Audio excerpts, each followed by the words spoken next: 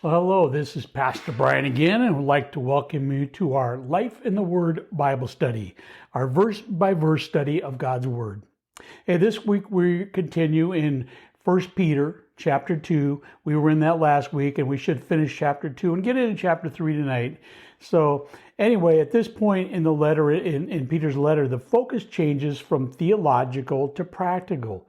Up to this point, Peter had explained that the believers were to live holy lives, revealing their status as God's chosen people.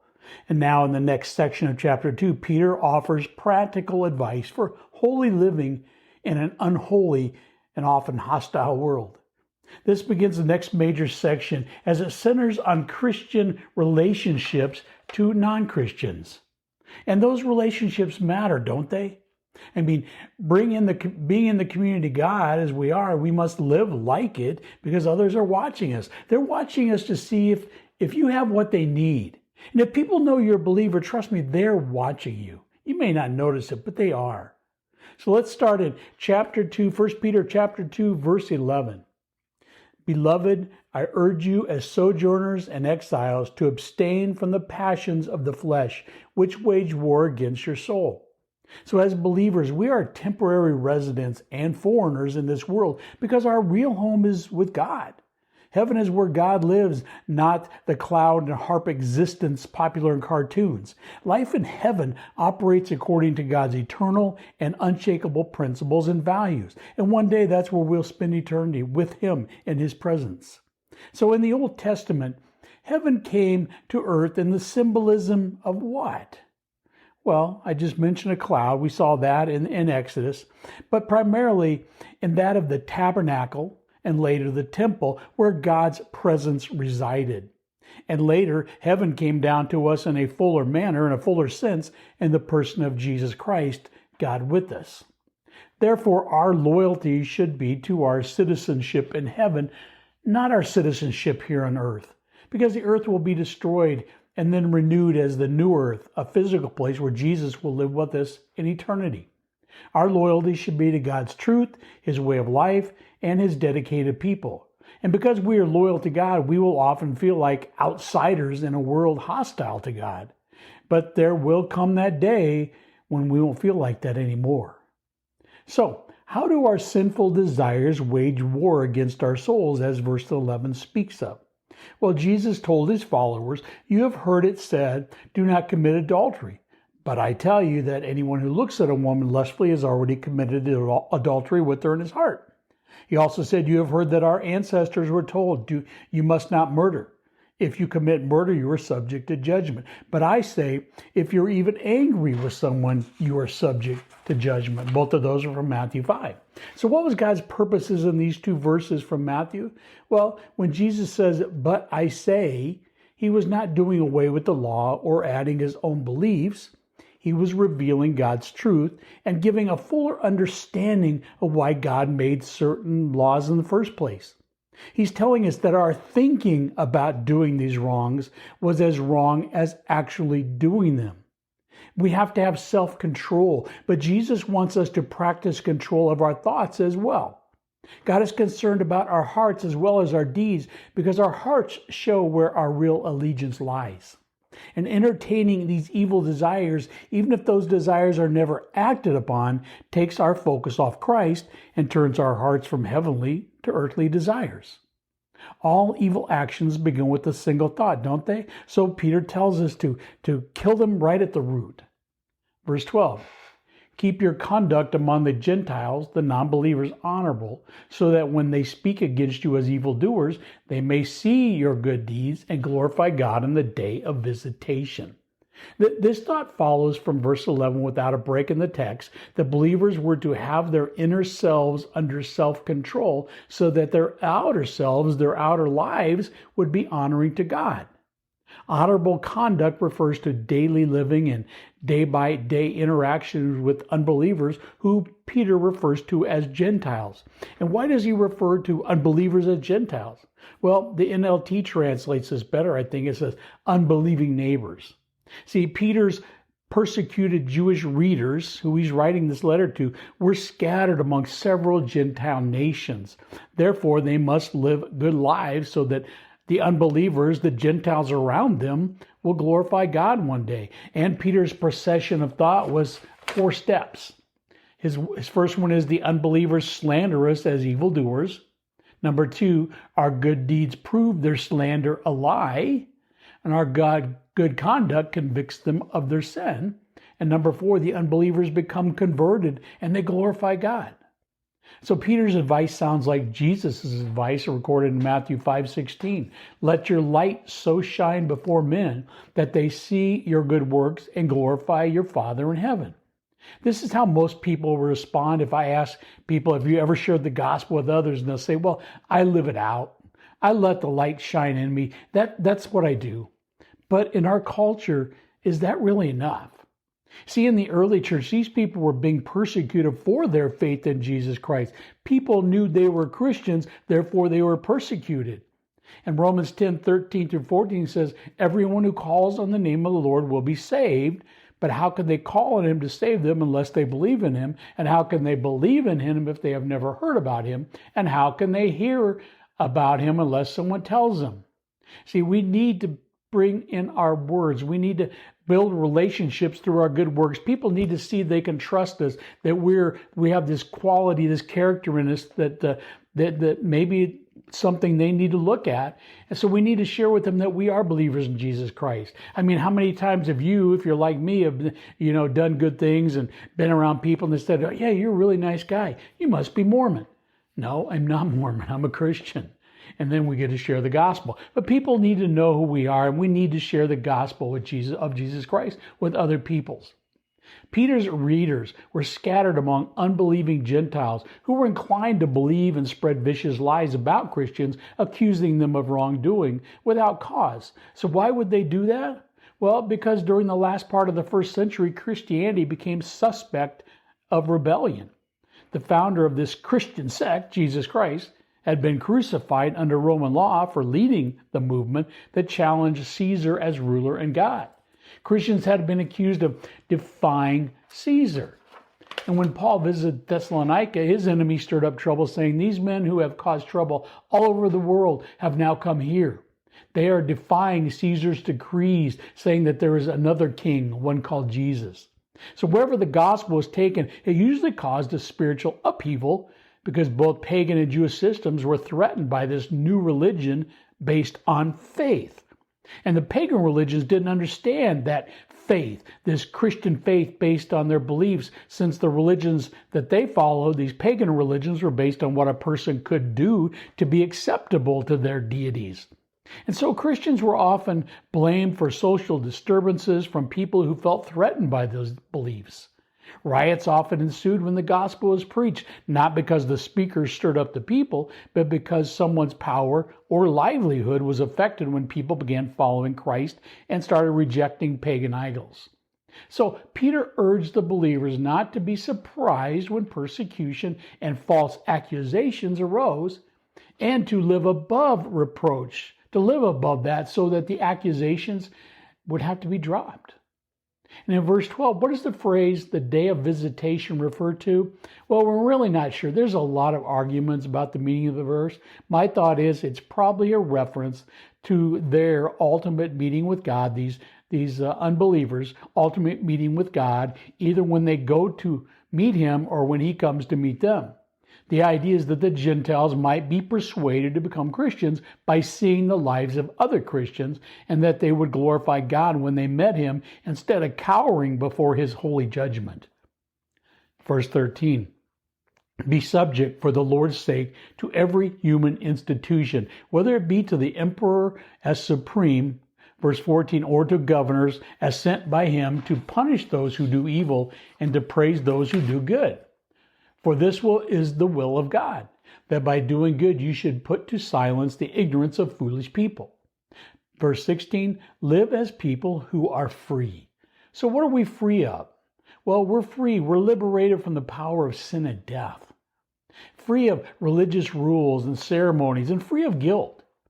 Live as people who are free, not using your freedom as a cover-up for evil, but living as servants of God. Not using your freedom as a cover-up, that refers to not have it using our freedom as a license for selfishness.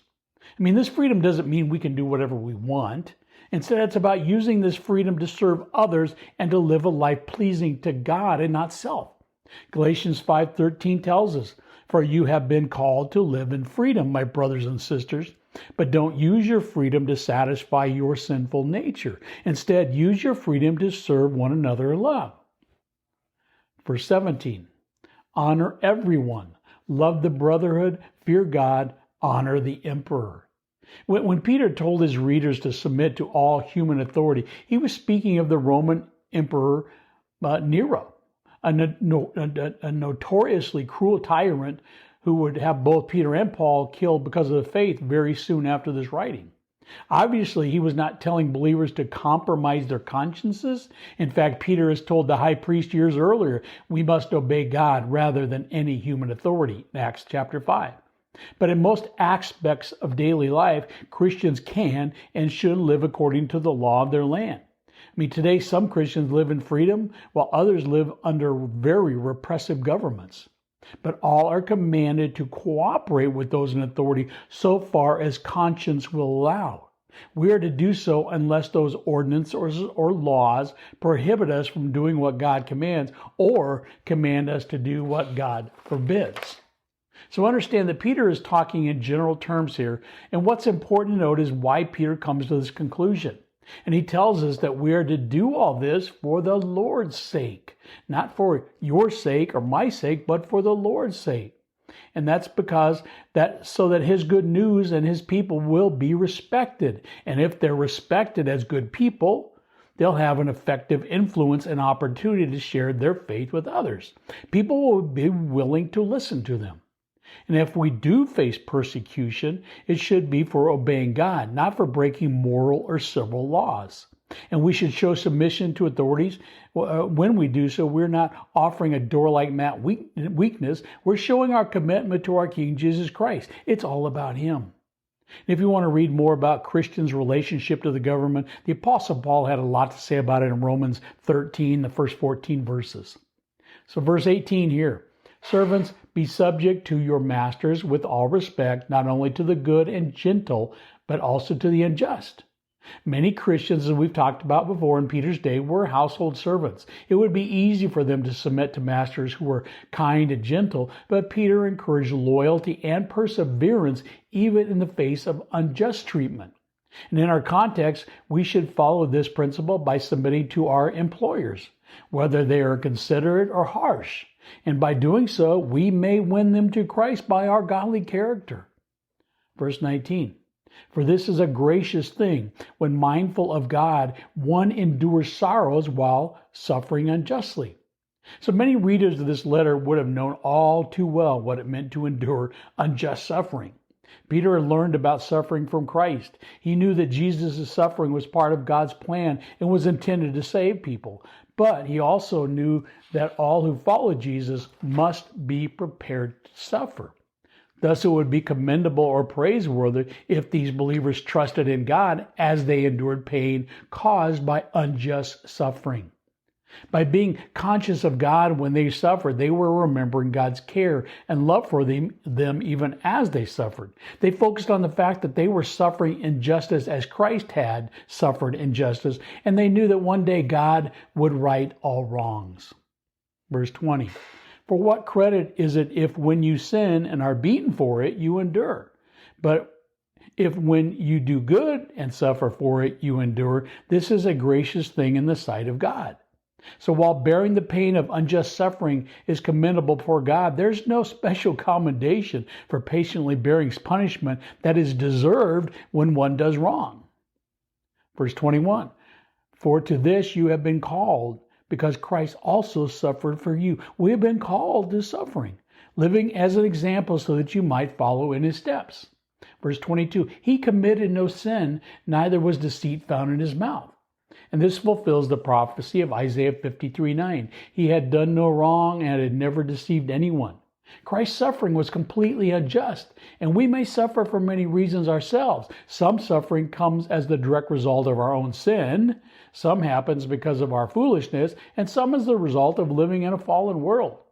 Here Peter writes about suffering that comes as a result of doing good. Jesus never sinned, yet he suffered so that we could be set free. And when we follow Christ's example and live for others, we too may suffer.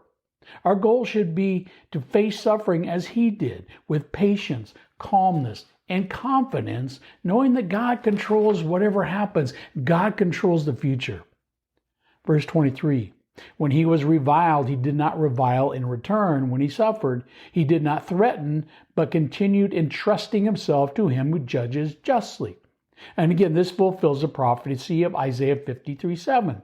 He was oppressed and treated harshly, yet he never said a word. He was led like a lamb to the slaughter. As a sheep is silent before the shearers, he did not open his mouth. Christ faced horrible abuse and suffering at the hands of his own creation. Yet he said nothing. I mean, how tempting it must have been to expose the liars at his trial, or to come down from the cross in a great display of power as he listened to all the insults of the hecklers and just zapped them all, But instead, Jesus suffered patiently because he knew that God would have the final say.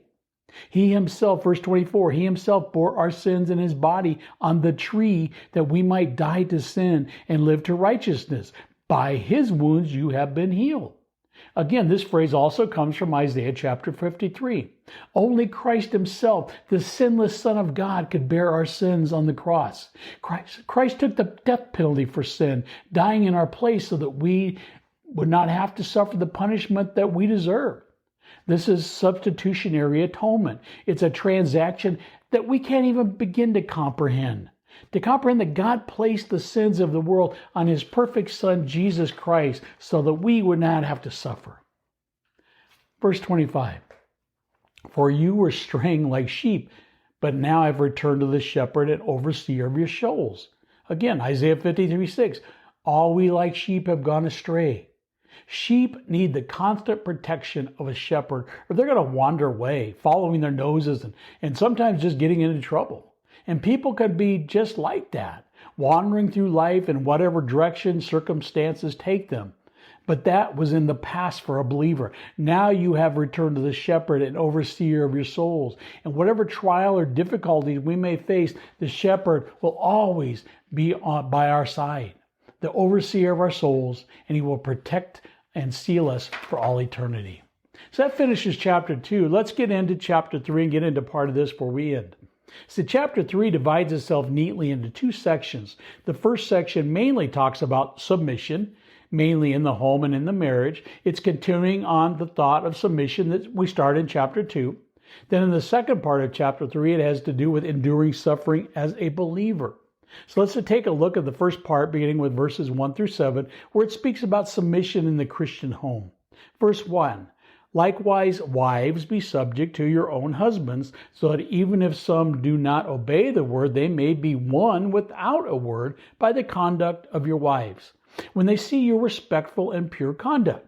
So first thing I want you to know about verse 1 is to notice the word likewise. Likewise means we're connecting back to what has been said before. It's much the same idea as was said before. We're going to talk about to you now about what submission in the home is. And it says in verse 1, wives, be submissive to your own husbands. Previously, Peter had told us about having submission to the government back in chapter 2. And he told us about submission toward our employers. He used it in the master-slave relationship. And he ended up in chapter 2 with some words about demonstrating the surrendered heart of Jesus in our submission. What I want you to understand is when the Bible speaks about the idea of submission, it actually speaks about it in several different spheres. The Apostle Paul does the same thing in his letters. In other words, he's not just trying to single out that submission belongs in the home and that's where it really matters. No, submission is a principle that every Christian has to deal with in some way or another. God has appointed different spheres for us to respond in different aspects of submission. And understand, submission isn't a call to be nice and get along. I'm all for that, but that's not the idea of submission in the biblical understanding. It's a call to submit to rightful authority. It's about dignity and honor. In an employer-employee relationship, or as the scripture says, a master-slave relationship, a slave is not instructed to submit to the master because the master is more important or better than the slave. No, it's because it's an observation of God's appointed order of authority. Consider this. Jesus was subject to his parents. It says that he obeyed them in all things. So was Jesus greater than his parents? Well, you better believe he was. But the Messiah, the Son of God, submitted to his earthly parents. Jesus submitted to his Father in heaven, but we know from the full teaching of the Scriptures on the Trinity in the nature of God that the Son and the Father are equal in their deity. It's not like the Father is more God than the Son. They're equal in the deity, and this frees us from one of the carnal instincts that we have about the idea of submission. Whenever we hear submission, we usually think inferiority, and that's not the biblical idea at all. What it is an order of authority imposed by God. We need this authority. Without it, there's chaos. And when Peter writes here in verse 1, wives, likewise be submissive to your own husbands, I don't want you to think that he's picking on wives any more than in chapter 2 that he was picking on citizens or that he was picking on employees. He's just talking about how submission works in spheres of life. But his teaching about submission would be especially relevant to the first century married woman who began to follow Jesus. I mean, just think of the scenario in your mind. Here's an ancient married couple, and neither one of them know Jesus. And then the wife comes to faith in Jesus Christ. This would raise all kinds of radical questions in this woman's life. She would ask questions like, should I leave my husband now that I'm a Christian? She would ask questions like, should I change my behavior towards my husband now that I'm a Christian? Or how about this? Should I assume that I'm superior to my husband because now I'm a believer? I'm the daughter of the king. So Peter's saying no in this context. You're to understand that you're to submit to your husband in the culture of the ancient world. And understand it was unthinkable that a woman would adopt a different religion than her husband in that ancient culture. That was totally outside the box thought then. So Peter says, be submissive to your own husbands, because notice there's a payoff here. In verse 1, so that even if some do not obey the word, they may be won without a word by the conduct of their wives. So here's one great benefit of submission shown in the way that it can affect a husband for God. A wife's submission should be a powerful expression of her trust in God. And this kind of faith and obedience can accomplish great things. God can use that for great things. Does it always happen this way? No. During my years in ministry, I've seen Christian women marry non-believers thinking they'll change him by preaching to him. She'll preach to her husband for 20 years and it goes nowhere. The harder she preaches, the harder his heart gets. And in the midst of her preaching, she kind of adopts a spiritual superior attitude. And that's the opposite of what Peter's talking about here. The wife is trying to reshape her husband through her own words and her own efforts, and that can hinder the power of God working on the husband. It's much more effective to submit in the way that God has set it up, to trust in Him and let God have His way with the husband. Verse 3, do not let your adorning be external, the braiding of hair and the putting on of gold jewelry or the clothing you wear. Verse 4, but let your adorning be the hidden person of the heart with the imperishable beauty of a gentle and quiet spirit, which in God's sight is very precious. Here Peter instructs Christian wives to develop an inner beauty rather than being overly concerned about their outward appearance. What's it mean to be gentle and quiet in spirit?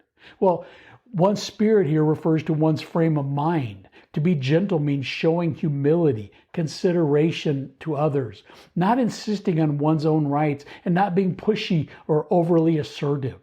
And to be quiet refers to the same attitude, but also implies not being a person who causes dissensions with inappropriate words or gossips or such.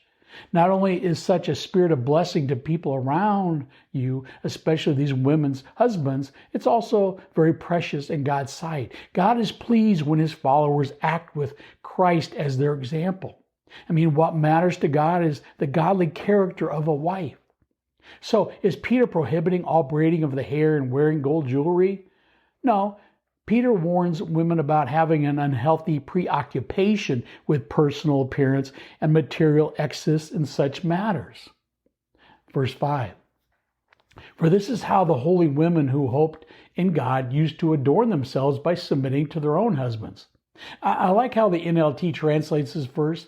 This is how the holy women of old made themselves beautiful. They put their trust in God and accepted the authority of their husbands. To be submissive to another's authority means to cooperate voluntarily out of love and respect for God and for that person. Ideally, submission in a relationship should be mutual. It doesn't mean blind obedience, nor does it mean inferiority.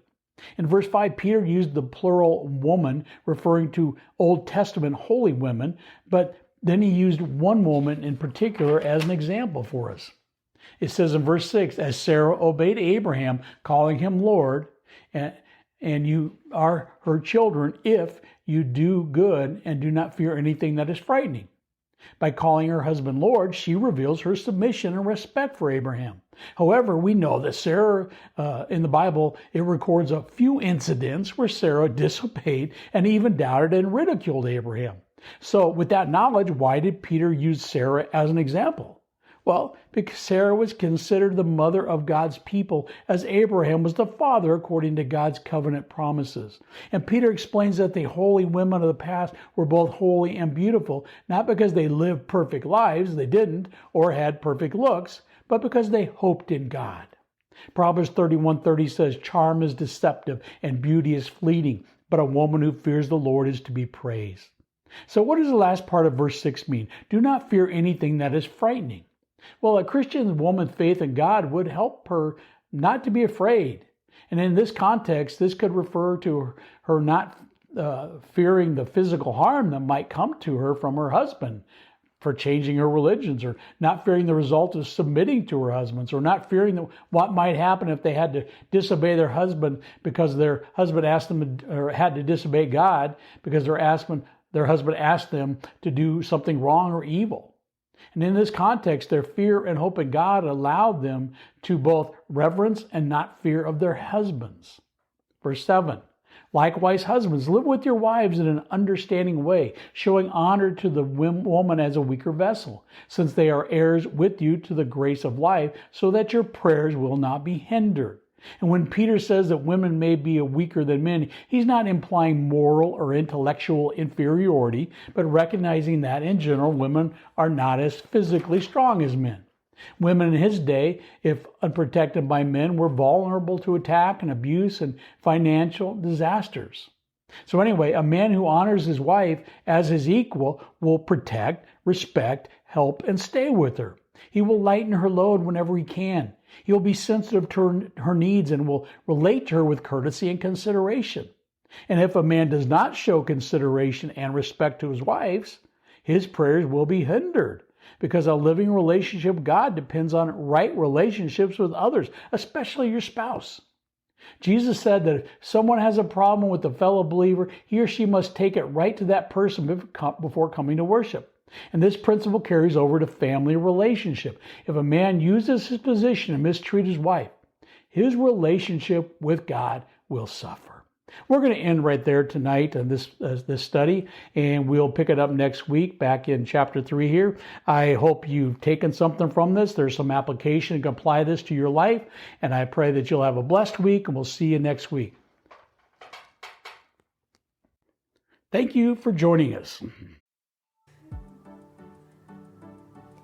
Thank you for logging on to the Sunday service stream for New Life Community Church. We hope that you enjoyed the sermon and that it helped you understand the God we serve, how to interact lovingly with the people around you, and maybe gave you a better understanding of yourself. If you want to know more about New Life, visit newlifescottsdale.org. You will find more information about our church, activities, events, and past sermons. You can also donate to the Ministry of New Life by clicking on the upper right-hand corner donation button. Once again, we thank you for your support. Remember to click the like and subscribe button. May God bless you, your family, and your week.